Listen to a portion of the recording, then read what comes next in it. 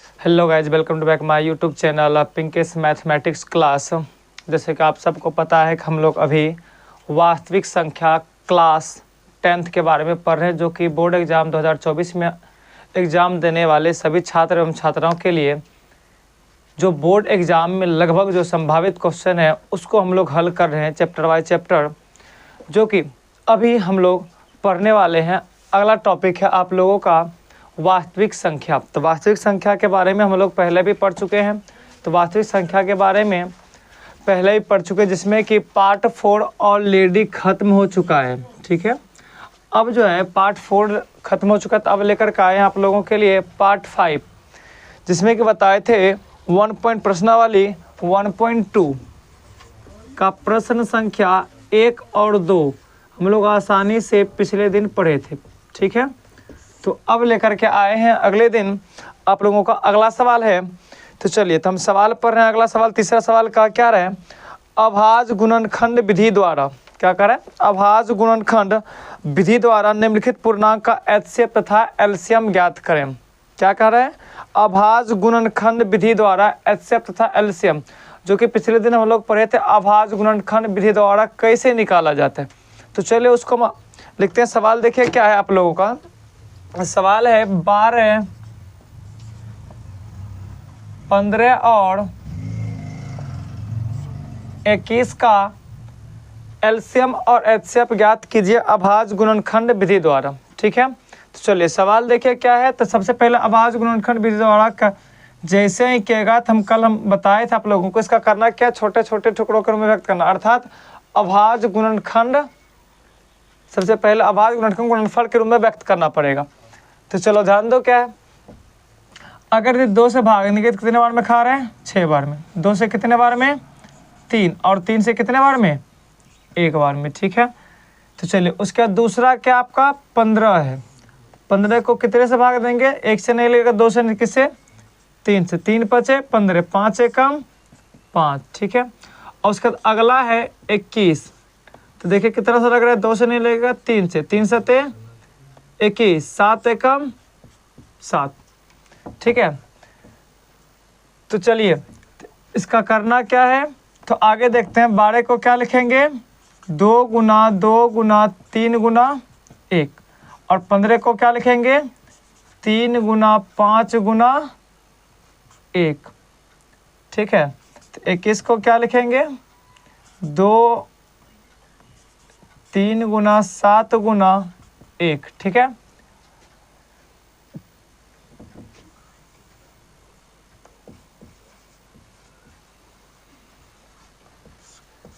चलिए तो अब क्या निकाल लेते हैं इसका एचसीएफ और एलसीएम। एचसीएफ और एलसीएम कैसे निकालेंगे, तो चलो ध्यान दीजिए। ध्यान देना क्या है, तो पहले निकालना क्या? एचसीएफ निकालने का। अतः अब किसका एचसीएफ निकालना है? तो एचसीएफ का मतलब कल बताए थे, फुल फॉर्म क्या था? हाईएस्ट कॉमन फैक्टर, अर्थात जो कॉमन आएगा।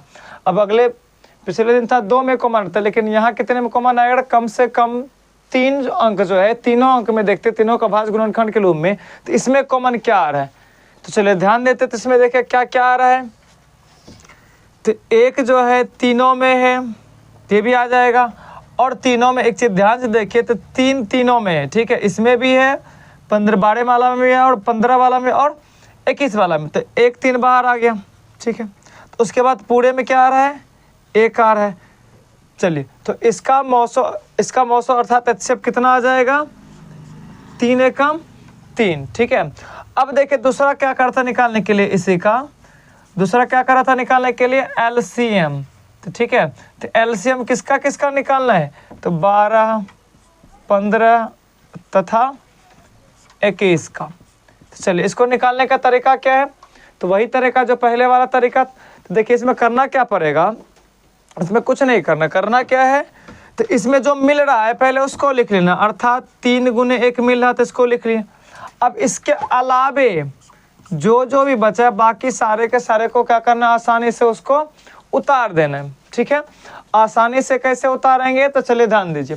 तो आसानी से उतारना कैसे है, तो देखिए 3 ले चुके हैं हम ऑलरेडी, 1 भी ले चुके हैं, तो बचा क्या? तो यहाँ आपका बचा है 2 1, अर्थात 2 जो आपका 2 बार बचा हुआ है, तो उसके अलावा इसके यहाँ पर क्या फिर बचा हुआ है, 5 बचा हुआ है, ठीक है। तो 5 के अलावा और क्या बचा हुआ है, 7। तो क्या बचा हुआ है, तो पहले जो भी था तो ऊपर एचसीएफ निकाले तो उसको क्या क्या आसानी से लिख दिए, ठीक है। तो उसको आसानी से क्या किए, लिख दिए। उसके बाद देखिए क्या किए हम लोग कि जो बचा हुआ था बाकी जो मिला उसको लिख लिए, और इसके अलावा जो भी बचा था सारे को क्या क्या आसानी से उतार दिए। जैसे देख लीजिए 2 बचा था ऊपर पे 2 को, तो दोनों को उतार दिए। उसके बाद देखिए 15 वाला 5 बचा तो इसको भी उतार दिए। अब चलिए जब इसको मल्टीप्लाई करेंगे तो याद रखिएगा पूरे का गुना कितना आ जाएगा, तो ये पूरे का गुना आ जाएगा आपका 420, ठीक है।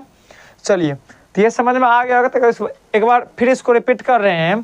तो इसमें क्या रहा था, एचसीएफ और एलसीएम ज्ञात करने का रहा था, लेकिन उसमें प्रयोग करने का रहा था अभाज्य गुणनखंड विधि द्वारा, क्योंकि हम लोग पहले भी जान चुके हैं कि एचसीएफ और एलसीएम 2 विधि द्वारा ज्ञात किया जा सकता है। कितने विधि द्वारा ज्ञात कर सकते हैं, 2 विधि द्वारा, जिसमें पहला जो आएगा आपका भाग विधि था, दूसरा क्या था, अभाज्य गुणनखंड विधि, ठीक है। तो पहला अभाज्य गुणनखंड विधि था, इसको क्या करना आप लोगों को घर में अपने से बना लेना है, ठीक है। तो चलिए अगला इंपॉर्टेंट क्वेश्चन है जो कि बहुत ही ज़्यादा महत्वपूर्ण होने वाला है।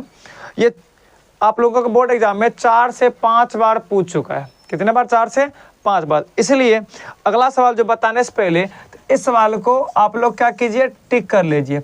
अब देखिए इसमें कहा क्या आ रहा है, तो एचसीएफ क्या दिया गया हम लोगों को, तो देखिए सबसे पहले क्या लिखेंगे, दिया है, ठीक है। क्या किया है, दिया। तो क्या दिया है, एचसीएफ। एचसीएफ किसका किसका दिया है, तो देखिए 306 और 657 का एचसीएफ कितना दे दिया गया है, 9। तो अर्थात बोल सकते हैं हम लोग पहली संख्या 2 संख्या का, पहला 306 दूसरा कितना 657 है, ठीक है। तो पहली संख्या कितना है, तो पहली संख्या को क्या लेंगे, 306, ठीक है। दूसरी संख्या क्या लेंगे, तो ध्यान दीजिए दूसरी संख्या हो जाएगा 657, ठीक है। तो चलो अब इसी को हम क्या कर रहे हैं, आगे बढ़ा रहे हैं। तो पहली संख्या मिल गया, दूसरी संख्या मिल गया, तीसरी संख्या, और निकालना क्या है, तो देखिए निकालने के लिए कह रहा है एलसीएम ऑफ किसका किसका, 306 और 657 का। तो चलिए इसी का वैल्यू क्या कर हम लोगों को फाइंड आउट करने का रहा, अर्थात निकालने के लिए कह रहे, ठीक है। चलो ध्यान दो सब। तो चलिए जब कह रहे निकालने के लिए तो इसमें करना क्या पड़ेगा, तो कल हम लोग पढ़े थे एलसीएम और एचसीएम में दोनों में संबंध क्या पढ़े थे, तो याद कीजिए एक चीज पढ़े थे, एचसीएफ गुना एलसीएम बराबर पहली संख्या और गुना क्या था, दूसरी संख्या, ठीक है, जो कि ऑलरेडी इसके बारे में हम लोग जान चुके हैं, ठीक है।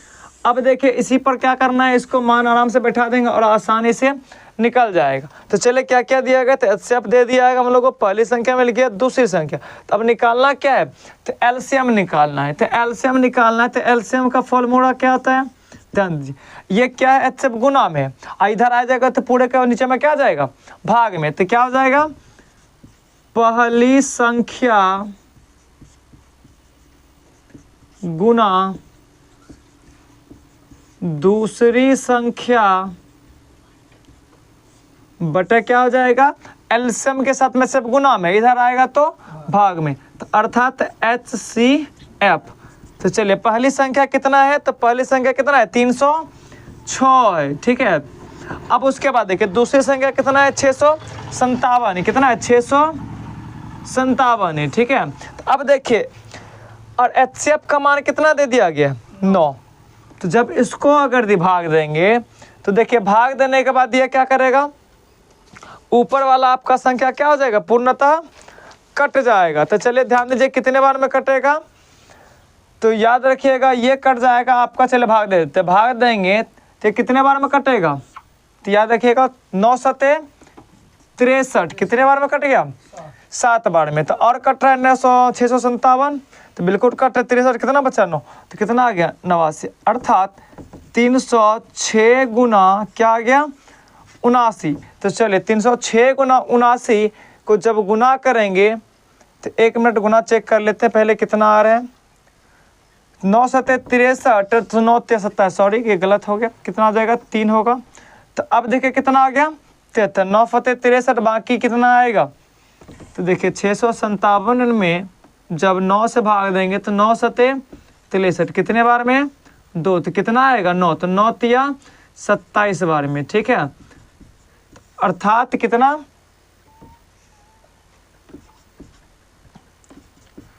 तो ये 73 बार में पूरे पूरी कट जाएगा तो कितना हो जाएगा, चलिए तो इसको मल्टीप्लाई जब करेंगे तो ये आपका आ जाएगा लगभग 22,338, ठीक है।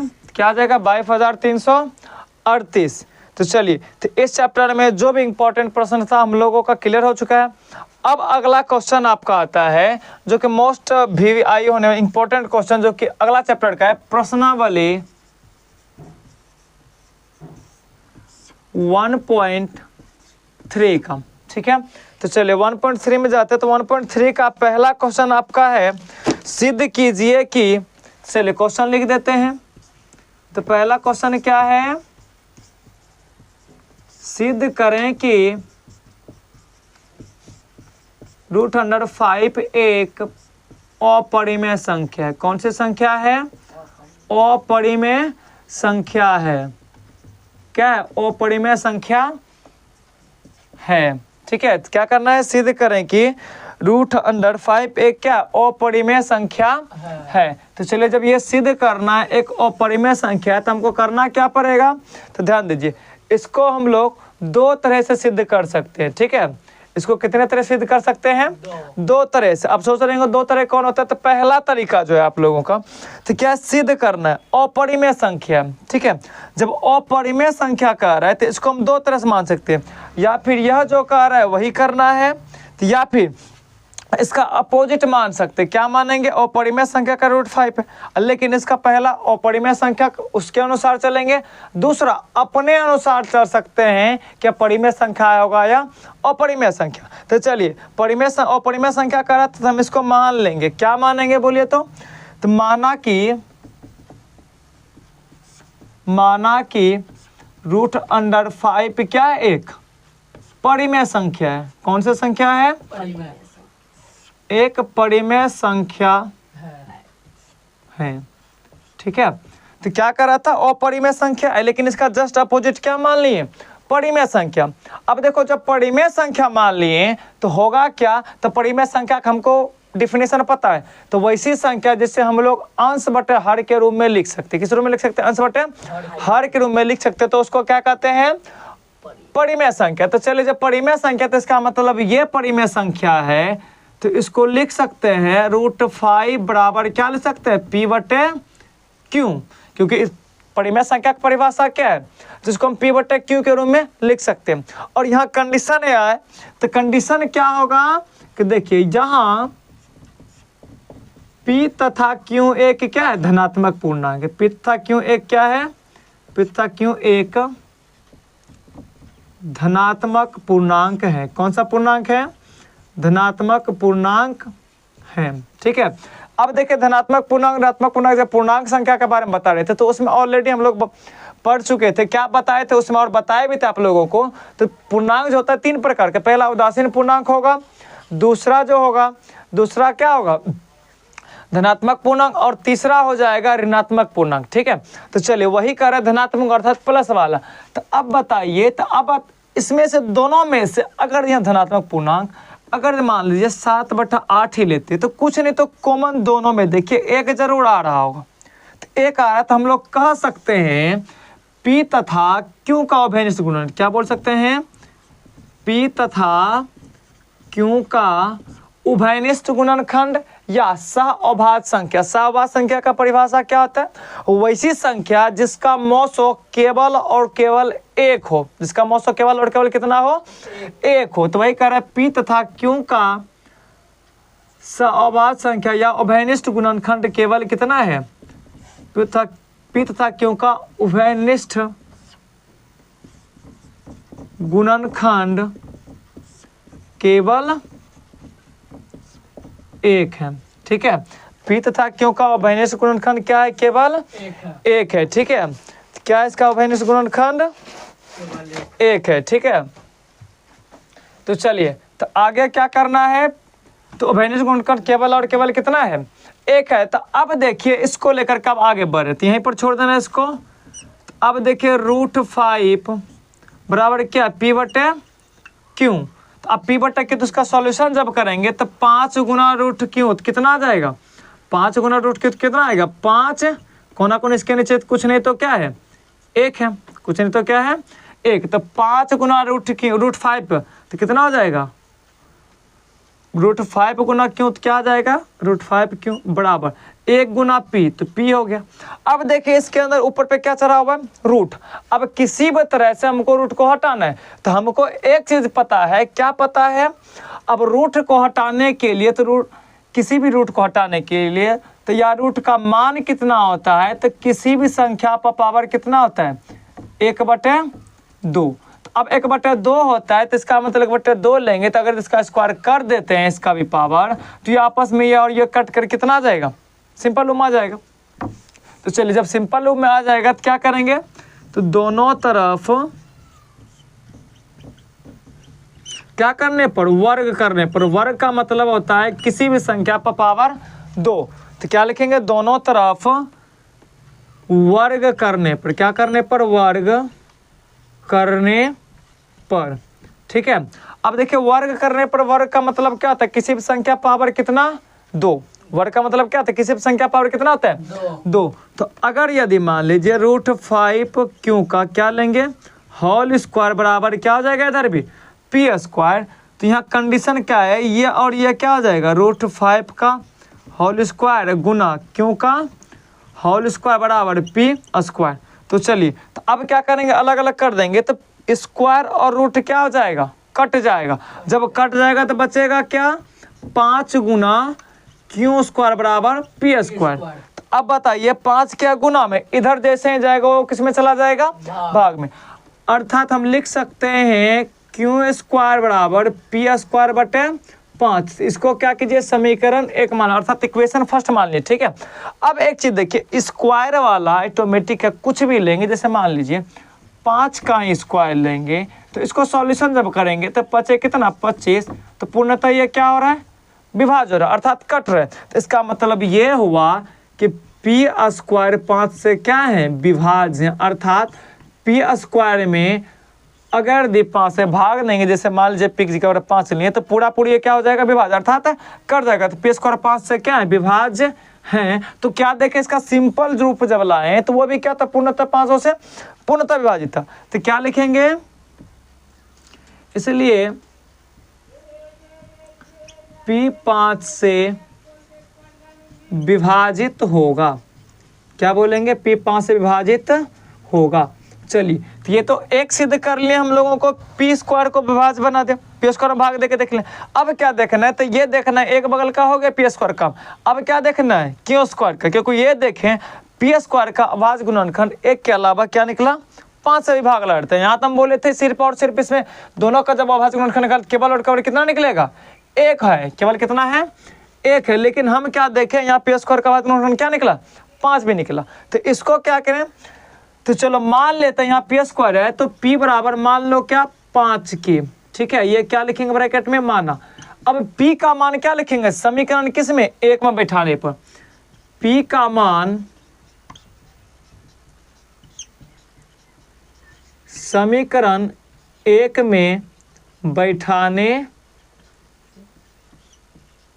पर, ध्यान दे क्या बता रहे थे, P का मान समीकरण 1 में रखने पर। तो चलिए देखें समीकरण 1 क्या है, Q² बराबर P² बटे कितना है, 5 है। समीकरण 1 क्या है, Q² बराबर P² बटे कितना है, 5। तो P का मान कितना ले रहे हैं, 5 के, ठीक है। तो अब बताइए Q² बराबर कितना आ जाएगा, 5 के। तो 5 के सिर्फ P का मान ले, लेकिन स्क्वायर को तो हम लोग कुछ नहीं किए हुए हैं, तो नहीं किए हुए तो क्या बन जाएगा, Q² बराबर 5 के का होल स्क्वायर बटे कितना, 5। तो चलिए गुना करते हैं, तो गुना करेंगे कितना आ जाएगा, 5 को 2 बार गुना करेंगे तो 25, अर्थात ये आ जाएगा आप लोगों का 25 के स्क्वायर बटे 5। ये कितने बार में कट रहा है, तो 5 बार में, ठीक है। तो अब देखिए यहाँ क्या आ गया, Q² बराबर 5 के स्क्वायर। अब देखिए क्यू स्क्वायर जो 5 के क्यू स्क्वायर बराबर क्या 5 के स्क्वायर के साथ में 5 क्या है गुना में, तो इधर आएगा तो किस में चला आएगा तो भाग में, अर्थात क्यू स्क्वायर बराबर क्या हो जाएगा क्यू स्क्वायर बटे 5 बराबर क्या हो जाएगा के स्क्वायर, जो कि हम लोगों को यही हल करना था। चलिए तो यहाँ क्या देखे थे पी स्क्वायर 5 से विभाज्य है, तो उसी तरह यहाँ क्या लिखेंगे क्यू स्क्वायर क्या 5 से विभाज्य, चूंकि क्यू स्क्वायर 5 से विभाज्य है। अब बताइए अभी तुरंत देखें जब स्क्वायर विभाज्य स्क्वायर वाला, तो इसका मतलब सिंपल वाला जो है साधारण रूप ये भी क्या आएगा, अर्थात क्यों 5 से विभाजित होगा। तो चलिए ऊपर जो हम लोग माने थे विभाजित होगा, ठीक है। तो ऊपर क्या माने थे, ऊपर माने थे पी तथा क्यू का अभिन्न केवल क्या है 1 है, तो लेकिन उसके अलावे भी यहाँ क्या है, तो देखिए इसके अलावे भी यहाँ भी 5 निकला और यहाँ भी, तो स्पष्टता हम लोग अब कह सकते हैं स्पष्टता पी तथा क्यू का उभयनिष्ठ गुणनखंड उभयनिष्ठ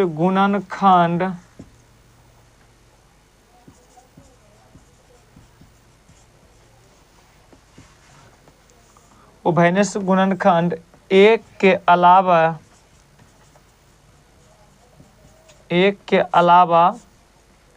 5 भी हैं, ठीक है। क्या है 1 के अलावा 5 भी है, तो क्या लिखेंगे हमारी कल्पना गलत। हम लोग क्या इमेजिन किए थे कि माने थे ना √5 क्या है परिमेय संख्या, तो ये जो कि हम लोग सिद्ध नहीं कर पाए, तो क्या लिखेंगे हमारी कल्पना